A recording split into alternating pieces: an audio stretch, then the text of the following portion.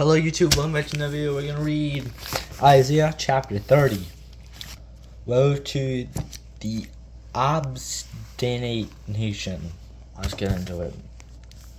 Woe to the obstinate children, declares the Lord, to those who carry out plans that are not mine, forming an alliance but not by my spirit, heaping sin upon sin, who go down to Egypt without consulting me, who look for help to Pharaoh's protection, to Egypt's shade for refuge. But Pharaoh's protection will be to your shame.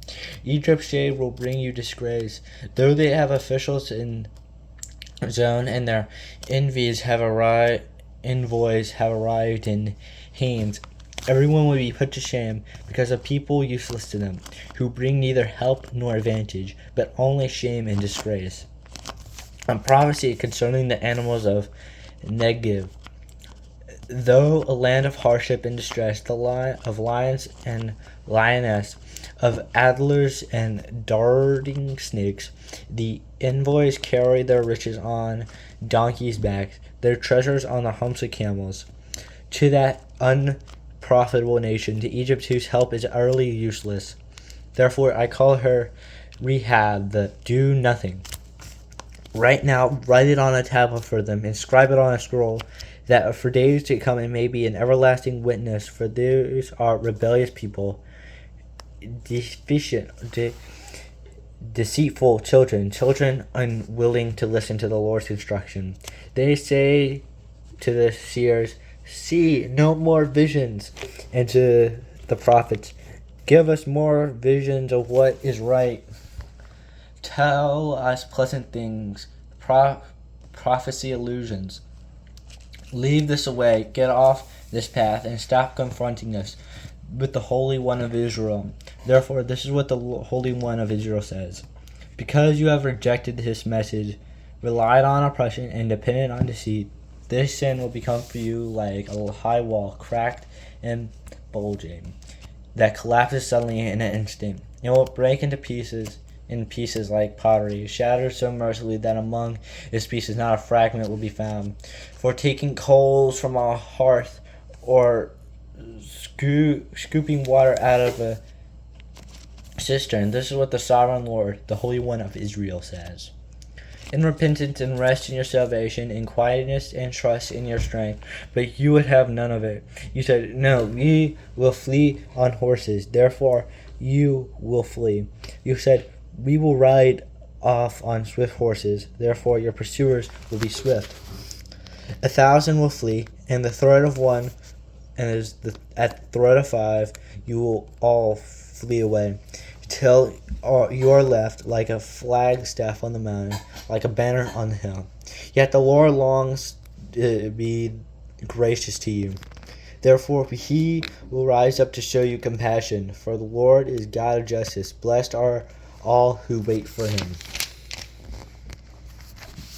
People of Zion who live in Jerusalem, you will weep no more. How gracious he will be when you cry for help.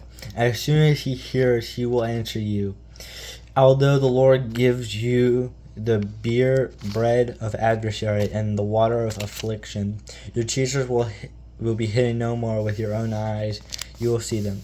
Whether you turn to the right or to the left, your ears will hear a voice behind you saying, this is the way, walk in it. Then you will discreet your idols, overlaid with silver, and your images covered with gold.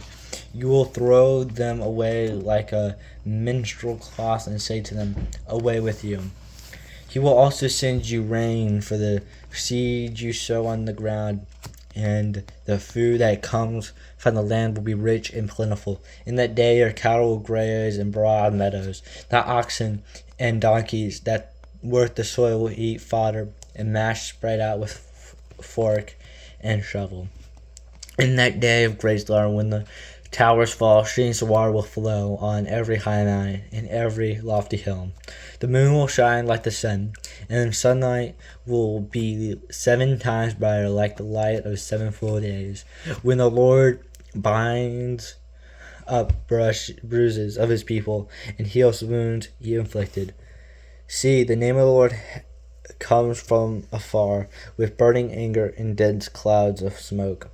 His lips are full of wrath, and his tongue is a consuming fire. His breath is like a rushing torrent, rising up to the neck.